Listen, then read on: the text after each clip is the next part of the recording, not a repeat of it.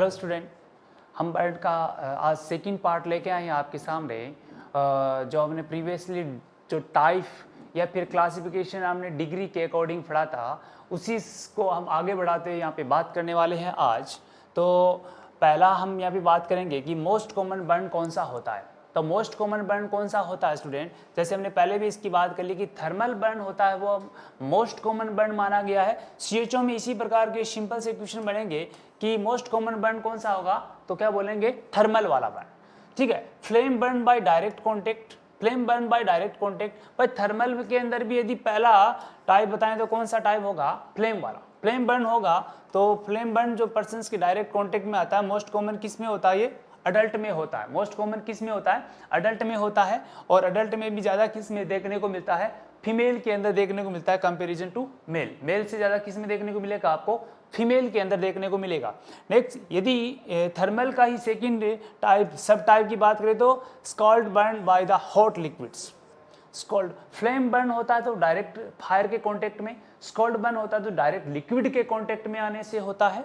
और ये most common किस में होता है, आपके बच्चों के अंदर होता है, क्योंकि ज़्यादा बच्चे होते हैं वो हॉट लिक्विड के कांटेक्ट में आते हैं। जैसे ज़्यादा गर्म दूध हुआ या ज़्यादा गर्म कॉफ़ी हुई और उसको डायरेक्ट आप शरीर पे गिरा लोगे तो फिर जलने के चांस बढ़ जाते हैं, बच्चे जल्दी गिरवा लेते हैं। ठीक है, इसके अलावा यहाँ पे नोट लिखा है कि डेथ इन इनिशियल पीरियड, यानी ये जो इंजरी हुई है ये तो फायर से हुई है या फिर हॉट लिक्विड से हुई है, इसमें जो इंजरी होने के चांस हैं वो इनिशियली इंजरी होने के चांस क्या है, देखो कि death in initial period, death होगी तो सबसे ज्यादा डेथ कब होने के चांस है, 48 से 72 घंटे के अंदर। यदि पर्सन बहुत ज्यादा सीवियर बर्न हुआ है तो उसके मरने के ज्यादा चांस कौन से पीरियड में ज्यादा होंगे, 48 से 72 घंटे में। 48 से 72 घंटे में इसलिए होंगे, बॉडी के अंदर फ्लूइड है वो कम हो गया, बॉडी में फ्लूइड कम हो गया, हाइपोवोलेमिया, हाइपोवोलेमिया, वॉल्यूम कम हो गया तो हार्ट क्या नहीं कर पाएगा, ज्यादा वॉल्यूम या ज्यादा फ्लूइड को वॉल्यूम को आउटपुट नहीं दे पाएगा या फिर पंप नहीं करेगा, बॉडी को फ्लूइड नहीं मिलेगा, बॉडी को फ्लूइड नहीं मिलेगा, बॉडी शॉक में चली जाएगी, हाइपोवोलेमिक शॉक हो जाएगा, पर्सन्स की डेथ हो जाएगी, पर्सन्स की डेथ हो जाएगी। तो 48 से 72 घंटे में डेथ के ज्यादा कारण है और ज्यादा कारण का रीजन है हाइपोवोलेमिया, हाइपोवोलेमिया। क्लियर?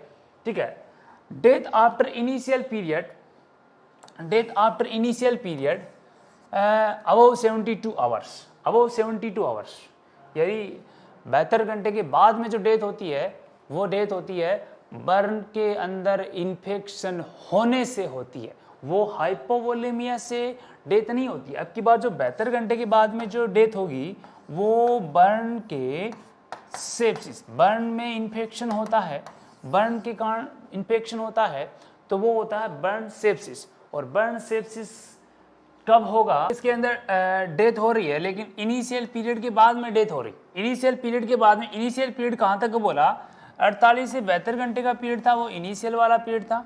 और इनिशियल पीरियड 72 घंटे के बाद में जो डेथ का कारण है वो कारण क्या है, बर्न के अंदर इन्फेक्शन हुआ है, बर्न के अंदर इन्फेक्शन हुआ है जिसको हम बर्न सेप्सिस बोलते हैं, बर्न सेप्सिस बोलते हैं। सेप्सिस का मतलब हो गया कि अब की बार जो इन्फेक्शन हुआ है वो जनरलाइज्ड हुआ है, जनरलाइज्ड इन्फेक्शन हुआ है और पूरी बॉडी के अंदर इन्फेक्शन अराइज होता है तो फिर डेथ के चांस बढ़ जाते हैं, डेथ के चांस बढ़ जाएंगे। तो 72 घंटे के बाद में डेथ के कारण पूछेंगे तो क्या बोलना है, बर्न सेप्सिस। और 48 से 72 घंटे में बर्न में डेथ होने के कारण होते हैं तो वो हमने लिखा हाइपोवोलेमिया। क्या कारण था, हाइपोवोलेमिया।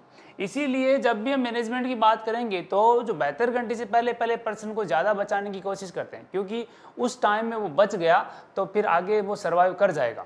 ठीक है, तो यहाँ पे हमने ये पढ़ा था कि जो बर्न में जो सेप्सिस होता है उसका कारण क्या होता है, उसका कारण क्या होता है, Pseudomonas, Pseudomonas gram negative bacteria है, ग्राम नेगेटिव बैक्टीरिया है।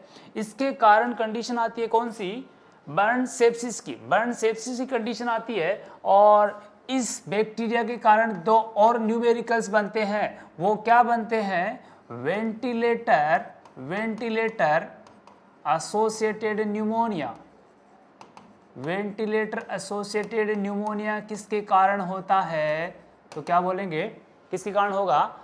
सुडोमोनास के कारण। और कई बार जो इन्फेक्शन होता है कान के अंदर, जिसको कौन सा इन्फेक्शन बोलते हैं? Otitis externa. Otitis externa, external ear के अंदर इन्फेक्शन होता है, वो भी किसके कारण देखने को मिलता है आपको? सुडोमोनास के कारण होता है। वेंटिलेटर एसोसिएटेड न्यूमोनिया का मतलब ये होता है कि किसी पर्सन के वेंटिलेटर लगा हुआ है, उसकी ट्यूब है, पर्सन के डायरेक्ट कांटेक्ट में है और हेल्थ केयर प्रोवाइडर है, वो उसको हेल्थ केयर दे रहा है, लेकिन कई बार क्या होता है उन्हीं ट्यूब के सोर्सेज बन जाता है इन्फेक्शन और पर्सन में स्प्रेड हो जाता है। तो इस प्रकार का जो इन्फेक्शन होता है वो सुडोमोनास के कारण होता है। और बर्न सेप्सिस भी किसके कारण होता है स्टूडेंट? सुडोमोनास के कारण होता है। ठीक है, तो ये है इनिशियल पीरियड के बाद में डेथ का कारण। नेक्स्ट बात करेंगे burn injury occur if temperature, यदि बर्न के अंदर इंजरी होती है तो वो बर्न में इंजरी कब होती है? जब टेम्परेचर 44 डिग्री सेल्सियस से ज़्यादा हो जाए, क्योंकि हमारी जो सेल्स होती हैं बॉडी की वो 33 डिग्री से 44 डिग्री सेल्सियस टेम्परेचर तक ही सर्वाइव कर पाती है, उसके बाद में ये सर्वाइव नहीं कर पाएंगी, क्योंकि ज़्यादा टेम्परेचर हो जाएगा तो हमारी बॉडी का होम्योस्टेसिस मैकेनिज्म फेल हो जाएगी और फेल होने के बाद में हमारी सेल्स क्या हो जाएंगी? डेड हो जाएंगी। तो जब टेम्परेचर 44 डिग्री सेल्सियस से ज़्यादा हो जाएगा तो क्या हो जाएगा? पर्सन्स की सेल्स हैं, पर्सन्स की स्किन है, वो क्या हो जाएंगी? जल जाएंगी।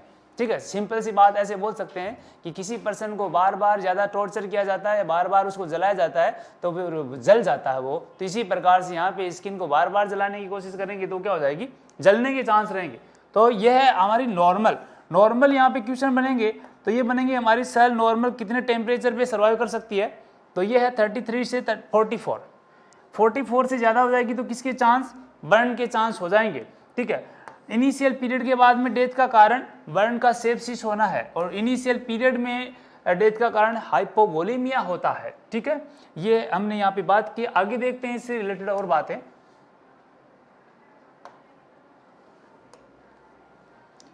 आगे बात करते हैं क्लासिफिकेशन सेकंड है। फर्स्ट हमने डिग्री के अकॉर्डिंग क्लासिफिकेशन पढ़ा था स्टूडेंट। नेक्स्ट हम क्लासिफिकेशन पढ़ने वाले हैं सीवियरिटी के अकॉर्डिंग। बर्न के अंदर सीवियरिटी के अकॉर्डिंग क्लासिफिकेशन की बात करेंगे तो यदि पर्सन्स की स्किन थोड़ी बहुत जली है तो उसको तो हम माइनर वाली बात बोलेंगे, यदि थोड़ी सी ज़्यादा जली है तो उसको क्या बोलेंगे? मॉडरेट वाली। और बॉडी के अंदर इंजरी बहुत ज़्यादा हुई है तो उसको कौन सी? सीवियर बर्न बोला जाएगा।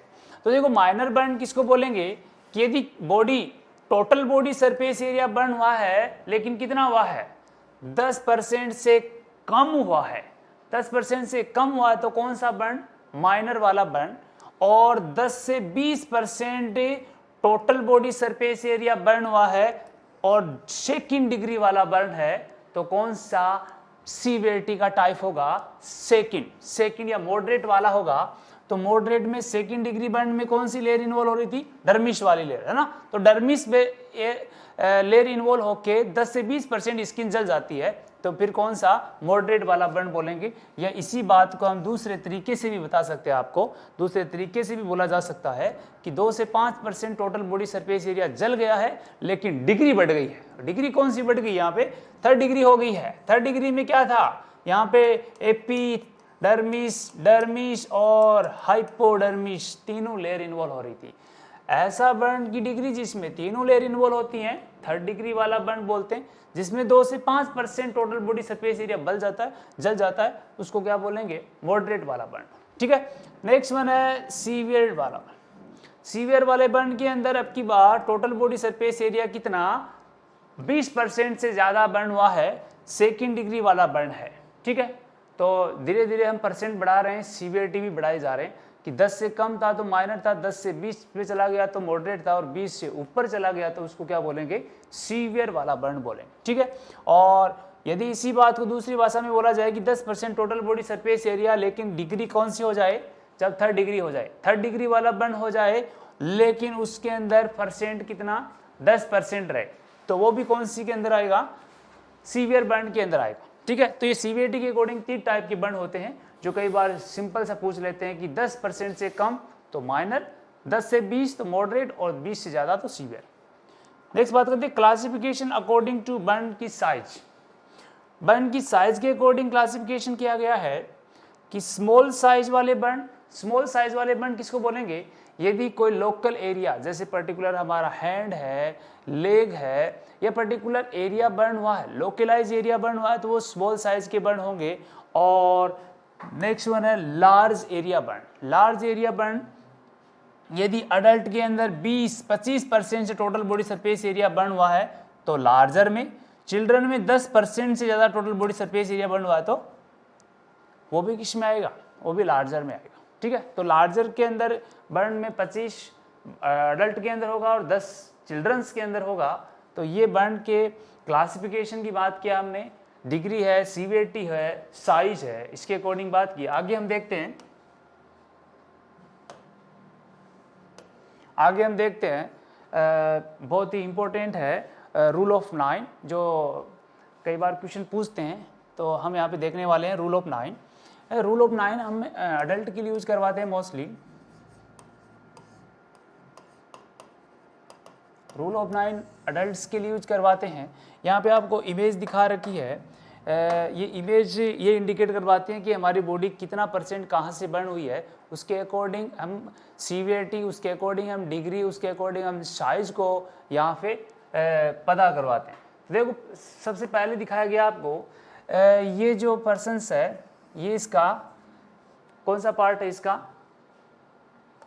पोस्टीरियर पार्ट, ये इसका इंटीरियर पार्ट है, आगे से एक्सपोज किया गया है पीछे से। तो देखो पोस्टीरियर की तरफ बात करें तो ये हेड वाला पार्ट, हेड है, ठीक है, जो कितना % दिखा रहे हैं? 4.5, और आगे से ये फेस है, इसको कितना दिखा रहे हैं? 4.5। तो इसके अंदर 4.5 कितने हो गया? 9 हो गया। यानी हेड और नेक कितना % बर्न होता है अडल्ट के अंदर? 9%। कितना होता है? 9% होता है। ठीक है, इसके अलावा थोरेक्स की बात करें, थोरेसिस कैविटी की बात करें तो कितने % होंगी? आगे से होंगी 9% और पीछे से होंगी 9%। तो आगे से और पीछे से दोनों को जोड़ेंगे तो कितना हो जाएगा? 18%। दोनों को जोड़ेंगे तो कितना हो जाएगा? 18%। इसी प्रकार से लोअर ट्रंक को कनेक्ट करें, एंटीरियर लोअर ट्रंक 9% बर्न हुआ है, और आगे से और पीछे से तो दोनों को जोड़ेंगे तो कितना हो जाएगा? 18% हो जाएगा। ठीक है, एक्सट्रीमिटीज, अपर एक्सट्रीमिटीज की बात करें कि 1 आर्म 4.5 है आगे से और पीछे से 4.5 है, तो कितना हो जाएगा? दोनों 9 हो जाएंगे, दोनों 9 हो जाएंगे, और एक 9 है तो दूसरा भी 9 हो जाएगा। तो 1 हैंड 9% बर्न होता है। यस, इसके अलावा पेरिनियम का क्वेश्चन आया हुआ है कि पेरिनियम कितना % बर्न होता है? 1% बर्न होता है। इसके अलावा लोअर एक्सट्रीमिटीज़ की बात करें तो ये जो लेग है ये पोस्टीरियर पार्ट से 9% होता है, एंटीरियर पार्ट से 9% होता है। एक पैर होता है वो 18% बर्न होता है, जबकि दूसरा पैर भी 18% बर्न होता है। तो इस प्रकार से ये टोटल है 100% बर्न होता है। पर्सन्स में 100% बर्न होता है।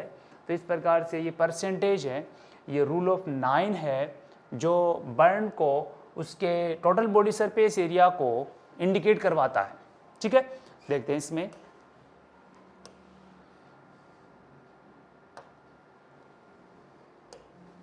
जो रूल ऑफ 9 है, हमने देखा कि फेस और नेक कितना % बर्न हो रहा था, फेस और नेक कितना % बर्न हो रहा था। इमेज के अंदर देखा तो 9% बर्न था, जिसके अंदर आगे वाला पार्ट और पीछे वाला पार्ट दोनों 4.5 थे। इसके अलावा आर्म्स हैं वो ईच, एक आर्म 9, एक हाथ 9 है, तो दोनों हाथ कितने हो जाएंगे? 18% बर्न हो जाएंगे दोनों अपर एक्सट्रीमिटीज। इसके अलावा एंटीरियर ट्रंक्स के अंदर एब्डोमेन भी आ गया, थोरेसिस भी आ गई, दोनों आ गए तो कितने? दोनों 18%। पोस्टीरियर ट्रंक्स 18% है, पीछे की तरफ अपर और लोअर वाला पार्ट। पेरिनियल एरिया कितना है? 1%। CHO के अंदर इसी प्रकार के क्वेश्चन सिंपली बन जाते हैं कि पेरिनियम बर्न कितना % होता है, तो 1% आपको देखने को मिलता है। इसके अलावा लेग की बात करें तो लेग्स के अंदर 1 लेग 18% होती है और 1 लेग 18, तो दोनों लेग्स होती हैं 18 36% बर्न होती हैं, 36% बर्न होती है। और जब सबको कैलकुलेटेड करेंगे तो कितना देखने को मिलेगा आपको? 100% बर्न। तो रूल ऑफ 9 को हम इस प्रकार से क्या करते हैं? डिवाइडेशन करते हैं, और ये अडल्ट के अंदर लागू होता है रूल ऑफ 9। तो this rule of 9 is to tool use in the pre hospital और emergency medicine to estimate total body surface area. पर टोटल बॉडी सरफेस एरिया के अकॉर्डिंग जब इमरजेंसी होती है या फिर पर्सन्स को प्री मेडिसिन से पहले हम क्या करते हैं, कुछ रूल लगाते हैं जो रूल ऑफ 9 होते हैं, और उन्हीं के अकॉर्डिंग फिर क्या करते हैं, पर्सन्स को ट्रीट करवाते हैं। उसी के अकॉर्डिंग पता चलेगा कि पर्सन्स का अंदर बर्न माइनर है, मॉडरेट है या सीवियर है। इस कैटेगरी को क्लासिफाइड करने के लिए हम यहाँ पे ये रूल अप्लाई करवाते हैं। ठीक है, तो ये हम सिंपली यहाँ पे बात किया है जी। परसेंट की बात करें तो परसेंट के भी क्वेश्चन हम बता देंगे। नेक्स्ट हम पढ़ रहे हैं रूल ऑफ 5। भाई रूल ऑफ 9 हम अडल्ट के अंदर पढ़े थे, तो यहाँ पे रूल ऑफ 5 हम वो किसके लिए, चिल्ड्रन के लिए। तो चिल्ड्रन के लिए रूल ऑफ हम 5 यूज करवाते हैं। तो रूल ऑफ 5 जो चिल्ड्रन में हम यूज करवाते हैं, वो यूज कराने वाले साइंटिस्ट थे लेंस ब्लॉकर। ये लेंस ब्लॉकर्स थे, इनके अकॉर्डिंग ये फॉर्मूला, ये रूल बनाए गए थे। और ये कब बनाए गए थे, ये 1963 के अंदर बनाए गए। 1963 के अंदर जो फॉर्मूलाज या रूल जो बनाए गए थे वो हम चिल्ड्रंस के लिए यूज करवाते हैं। और इन चिल्ड्रंस के लिए जो एरिया इन्वॉल्व करवाते हैं वो थोड़े डिफरेंस होते हैं अडल्ट से। भाई अडल्ट के अंदर हमने देखा था कि फेस और नेक है, और या हेड या नेक है, वो 9% माना गया था। लेकिन छोटे बच्चे होते हैं जिनकी एज 5 साल तक होती है, उनके अंदर हेड और नेक को कितना परसेंट देते हैं, 20% तक देता। 20% तक ये बर्न होने के चांस रहते हैं छोटे बच्चों के अंदर। इसके अलावा एंटीरियर ट्रंक की बात करें तो एंटीरियर ट्रंक में कितने परसेंट होने के चांस हैं, 20% होने के चांस हैं। एंटीरियर ट्रंक के अंदर थोरेसिस की कैविटी आ रही थी, एब्डोमेन की कैविटी देखने को मिल रही थी। इसके अलावा पोस्टीरियर के अंदर पीछे वाला पार्ट है जो स्केपुला वाला एरिया है, इसके अलावा लोअर लंबर वाला एरिया, उसके अंदर परसेंट कितने हैं, 20% बर्न होने के चांस हैं। अपर एक्सट्रीमिटीज के अंदर दोनों हैंड्स अराइज हो रहे हैं, दोनों हैंड्स में बर्न होने के चांस कितने परसेंट है, तो ये 20% है। इसके अलावा लोअर एक्सट्रीमिटीज के अंदर ओनली 20% है। तो बहुत लेग्स के अंदर भी कितने परसेंट होने के चांस हैं, 20% होने के चांस। तो 5 साल तक के बच्चों में तो 20% ही रहेंगे, जिसके अंदर पूरी बॉडी को हमने इन्वॉल्व किया है।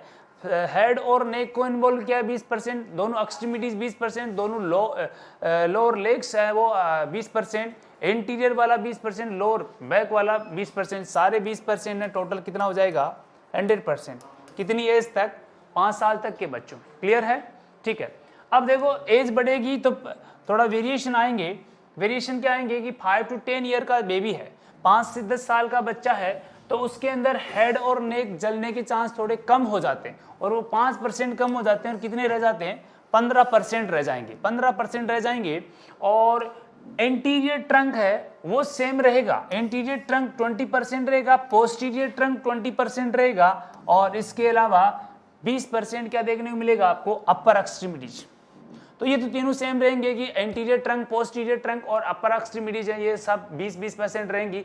लेकिन लेग्स वाला एरिया और हेड और नेक वाला एरिया है वो इसके अंदर वेरिएशन आएंगे कि हेड और नेक है वो आपको कम बर्न होने को मिलेगा, लेकिन लोअर एक्सट्रीमिटीज है वो ज़्यादा देखने को मिलेगी। और कितना ज़्यादा देखने को मिलेगी, 5% ज़्यादा देखने को मिलेगी, 25% बर्न होने के ज़्यादा चांस रहेंगे। तो इन वाले बेबी के अंदर और इन वाले बेबी में 5% का कुछ वेरिएशंस है कि हेड और नेक है वो कम हो जाएंगे, लेकिन लोअर एक्सट्रीमिटीज ज़्यादा बर्न होने के चांस रहेंगे छोटे बच्चे जब 10 साल तक हो जाते हैं। आगे बात करते हैं कि बेबी की एज है वो बढ़ गई है और बेबी हो गया 10 से 15 ईयर का। 10 से 15 साल के बच्चे के अंदर हेड और नेक फिर और कम बर्न होने के चांस रह जाते हैं, और कितने परसेंट, 10%। जबकि तीनों अपर एक्सट्रीमिटीज हैं, एंटीरियर ट्रंक्स, ठीक है, posterior Trunks, anterior trunk, posterior Trunks और अपर एक्सट्रीमिटीज, ये तो सेम ही 20% बर्न होने वाली है। लेकिन लोअर एक्सट्रीमिटीज हैं वो और ज़्यादा बर्न होने के चांस रहेंगे, क्योंकि बेबी है जो बच्चा है वो लोअर एक्सट्रीमिटीज़ के अंदर ज़्यादा एक्सपोज होता है किसी भी हीट कांटेक्ट के या फिर केमिकल कांटेक्ट्स के, तो ये बर्न होने की ज़्यादा चांस है। जबकि हेड और नेक है वो कम चांस हो जाते हैं। तो ये जो रूल ऑफ 5 है ये चिल्ड्रंस के लिए यूज करवाते हैं, और रूल ऑफ 9 अडल्ट्स के लिए यूज होता है, ठीक है। तो ये रूल ऑफ 5 इसलिए बोला कि 5 साल तक तो 2020 रहेगा, लेकिन 5 साल के बाद में 5% का वेरिएशन आएगा, वो यहाँ पे हमने डिस्कशन कर लिया। क्लियर है, ठीक है। ये रूल ऑफ 5 चिल्ड्रंस के लिए यूज करते हैं। आगे देखते हैं, ये जो आपको रूल दिखाया है, ये जो आपको रूल दिखाया है, ये रूल है लुन और ब्राउर का।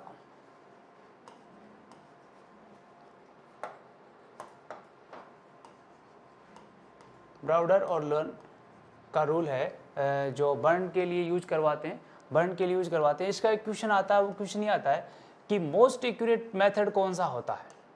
पर बर्न के अंदर टोटल बॉडी सरफेस एरिया को मेजर करने के लिए मोस्ट एक्यूरेट मेथड कौन सा होता है, तो ये होता है लुन और ब्राउडर का मेथड होता है, लेकिन ये टाइम कंज्यूमिंग मेथड है, इसमें बहुत ज़्यादा टाइम लगता है। जो रूल ऑफ 5 और रूल ऑफ 9 पढ़े थे वो तो सिंपल परसेंटेज यहाँ पे दिखा रहे थे, लेकिन ये इतना ज़्यादा टाइम कंज्यूमिंग है कि वो दोनों हम कैलकुलेटर कर लें तब भी इसको कैलकुलेट नहीं कर पाएंगे हम। तो ये रूल है वो एक्यूरेट डाटा तो देता है, लेकिन क्या है, टाइम कंज्यूमिंग। करते कैसे हैं इसको देखो, इसमें अलग अलग पर्सन्स में अलग अलग पार्ट के परसेंटेज है। देखो पहले एक अडल्ट है, उस अडल्ट के अंदर परसेंटेज दिखाए हैं कि एक पर्सन्स का फेस और उसका जो बैक वाला हेड का एरिया है वो कितना परसेंट बर्न होने के चांस रहते हैं, अप्रोक्सीमेटली 9% बर्न होने के चांस रहते हैं, ये हमने पहले ही पढ़ा था। इसके अलावा जो एंटीरियर ट्रंक है और पोस्टीरियर ट्रंक है ये 13% होने के चांस रहते हैं। इसके अलावा अपर हैंड है और इसके अलावा लोअर हैंड्स है और यानी पाल्म्स है, इनको अलग अलग वेरिएशंस के अंदर डिवाइड किया है कि 5 अप्रोक्सीमेटली इस प्रकार से इसको डिवाइड कर दिया कि 2 + 2, ये तो अपर फ्रंट का और लोअर का बैक का पार्ट हो गया। इसके अलावा लोअर हैंड्स की बात करें तो 1.5 और 1.5 हो गया। इसके अलावा डिस्टल वाला पार्ट है तो उसको माना है यहाँ पे 1.25। इस प्रकार से एक हैंड का ये कैलकुलेशन रखा है इसने। तो एक हैंड का कितना कैलकुलेशन हो गया, 4 + 3 + 2.5 तो 4 7 9.5। एक हैंड कितना परसेंट बर्न होने के चांस हैं, 9.5 बर्न होने के चांस। तो 9.5 वन हैंड हो गया और 9.5 वन हैंड हो गया, ठीक है। तो यहाँ पे जो बोथ एक्सट्रीमिटीज और अपर वाले एक्सट्रीमिटीज है वो कितनी होंगी, 19 देखने को मिलेंगे आपको दोनों अपर एक्सट्रीमिटीज। हेड और नेक कितना होगा, 9% होगा। एंटीरियर ट्रंक 13 होगा, पोस्टीरियर ट्रंक 13 होगा। 1 बटेक्स कितना होगा, 2.5 होगा और अनोदर बटेक्स 2.5 होगा। तो इस प्रकार से बोथ बटेक्स हैं वो 5% बर्न होंगे, लोअर एक्सट्रीमिटीज की बात करें तो जो थाई वाला पार्ट है वो 4.5% होता है एक साइड से, इंटीरियर साइड से, पोस्टीरियर साइड से 4.5 होता है। तो टोटल थाई पर कितना परसेंट बर्न होगा, 9% होगा। इसके अलावा लेग्स कितना परसेंट बर्न होंगे, 3.5 बर्न होंगे लेग्स, 3.25। इस प्रकार से लेग्स बर्न होंगे तो टोटल कितना होगा, अप्रोक्सीमेटली 6.5% बर्न होंगे लेग्स। और इसके अलावा जो लोअर सोल वाला एरियाज है वो 1.75 होंगे, 1.75 होंगे। टोटल कितने होंगे, 3.5 देखने को मिलेंगे आपको। तो इस प्रकार से एक पर्सन है वो लोअर एक्सट्रीमिटीज में कितने परसेंट बर्न होने के चांस हैं उसके, 9 + 7 + 3% होने के चांस हैं। एक लेग की बात कर रहे हैं हम यहाँ पे, तो अप्रोक्सीमेटली 29 + 29 होने के चांस हैं। ये जो डाटा होते हैं इस प्रकार से ये पर्टिकुलर पार्ट को अलग अलग एक्सप्लेन करवा रहे हैं, लेकिन इस प्रकार से जो वेरिएशन या इस प्रकार के जो पर्टिकुलर पार्ट के लिए जितने भी डाटा यूज करवा रहे हैं ये टाइम कंज्यूमिंग डाटाज है, ठीक है। तो इसी प्रकार से एक छोटे बच्चे के अंदर, इन्फेंट्स के अंदर अलग अलग पार्ट्स के अंदर अलग अलग परसेंटेज दिखाए हैं। इसी प्रकार से एक चिल्ड्रन जिसकी एज 5 साल तक है उसके अंदर भी अलग अलग है परसेंट है बर्न के वो दिखाए गए हैं। तो इस प्रकार से ये मेथड है वो एक्यूरेट मेथड तो है, बट कौन सा है, टाइम कंज्यूमिंग मेथड। अभी इन्हीं का सभी का एक साथ हम यहाँ पे सारे वेरिएशन एक साथ देख सकते हैं। ये जो फॉर्मूलाज हैं जो लुन ब्राउड चार्ट के द्वारा यहाँ पे इंडिकेट किया है, तो इसमें देखो पहला दिखाया गया है कि यदि पर्सन्स का फेस है, पर्सन्स का फेस बर्न होता है इस चार्ट के अकॉर्डिंग तो कितना परसेंट बर्न होने के चांस हैं? 7%। फेस एरिया है वो 7% है। नेक वाला एरिया कितना परसेंट होने के चांस है? 2%। ठीक है भाई, नेक एरिया होगी तो कितनी परसेंट बर्न होगा? 2%। इंटीरियर ट्रंक्स है तो कितना परसेंट बर्न होगा? 13%। इंटीरियर ट्रंक में थोरेसिस वाला पार्ट आ गया, एब्डोमेन वाला पार्ट आ गया, तो ये दोनों बर्न हो रहे हैं तो कितना परसेंट बर्न होंगे? 13 वाला। पोस्टीरियर ट्रंक की बात करेंगे, पीछे वाला पार्ट जिसके अंदर हमने देखा था स्केपुला वाला पार्ट है और इसके अलावा लंबर वाला पूरा पार्ट है, ये सारे पार्ट बर्न हो रहे हैं तो 13% है। राइट बटेक्स 2.5% बर्न है, लेफ्ट बटेक्स 2.5% बर्न है। इसके अलावा जेनाटल एरिया 1% है। ये सब के अंदर सेम है, सब फॉर्मूला के अंदर हमने पढ़ा था पहले भी, सेम है। इसके अलावा राइट अपर आर्म 4% बर्न होगा। राइट अपर लेफ्ट वाला होगा वो भी सेम होगा, 4% होगा। राइट लोअर आर्म कितना होगा? 3% और लेफ्ट वाला भी 3% होगा। राइट हैंड 2.5 होगा और लेफ्ट हैंड भी क्या होगा? 2.5 होगा। इस प्रकार से राइट थाई की बात करेंगे तो 9.5 होगी, लेफ्ट थाई भी 9.5 होगी। राइट लेग 7 होगा, लेफ्ट लेग भी 7 होगा और राइट फुट 3.5 और लेफ्ट फुट भी 3.5। इस प्रकार से ये सारे हैं, ये हमारी बॉडी के अंदर अलग अलग पार्ट के परसेंटेज दिखाए हैं, लेकिन ये सारे परसेंटेज निकालने में क्या होता है?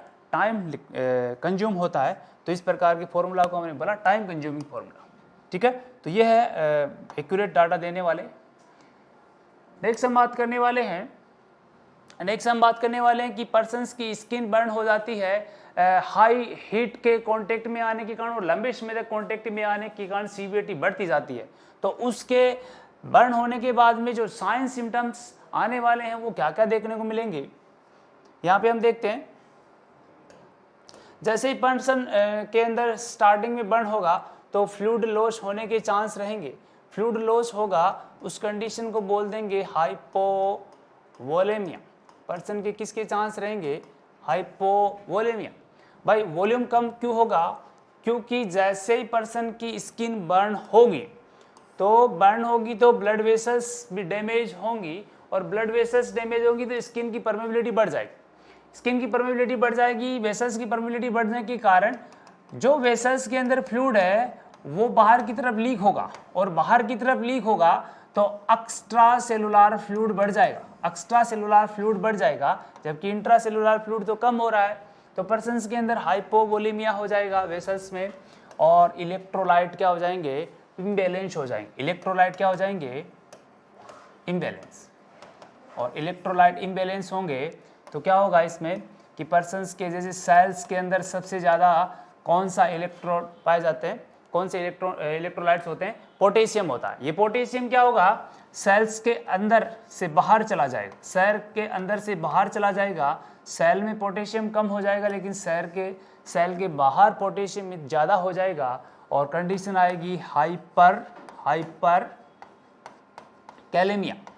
कैलेमिया की कंडीशन आएगी। तो बर्न के अंदर जो हाइपर कैलेमिया की कंडीशन आती है वो क्या करती है? मेटाबॉलिक एसिडोसिस करती है, क्योंकि पोटेशियम बढ़ा हुआ पोटेशियम क्या करेगा? एसिडोसिस की कंडीशन लेके आएगा। तो पहला साइन सिम्टम क्या अराइज होगा?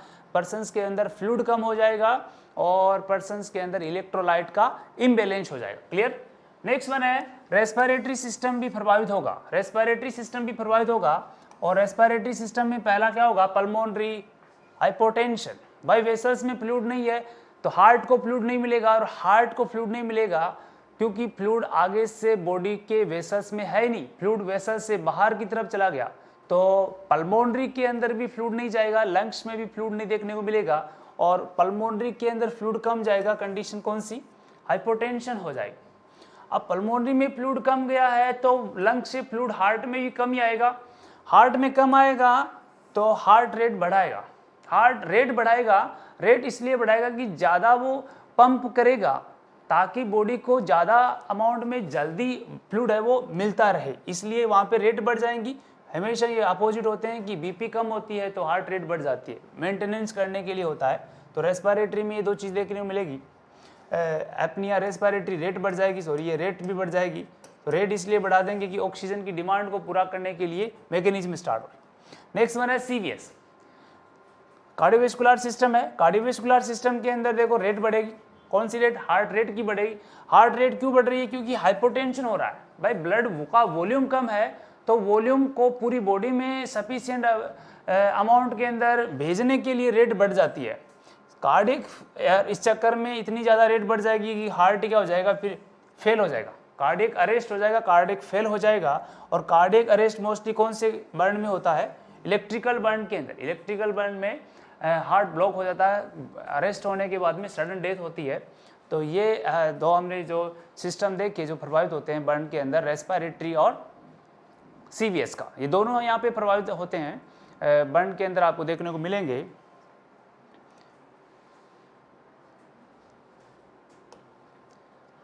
ठीक है, तो ये हमने बर्न का एक सेकंड पार्ट यहाँ पे डिस्कशन किया है। और भी हमारी बॉडी के ऑर्गन प्रभावित होते हैं, लेकिन जो बॉडी के और ऑर्गन जो प्रभावित होते हैं और उनसे अलग अलग जो साइंस सिम्टम से रिलेटेड जो एग्जाम में क्वेश्चन आते हैं, उनकी हम नेक्स्ट वीडियो के अंदर बात करेंगे। तो हम नेक्स्ट वीडियो में फिर मिलते हैं, कुछ स्पेशल लेके आएंगे स्टूडेंट। Okay, thank you.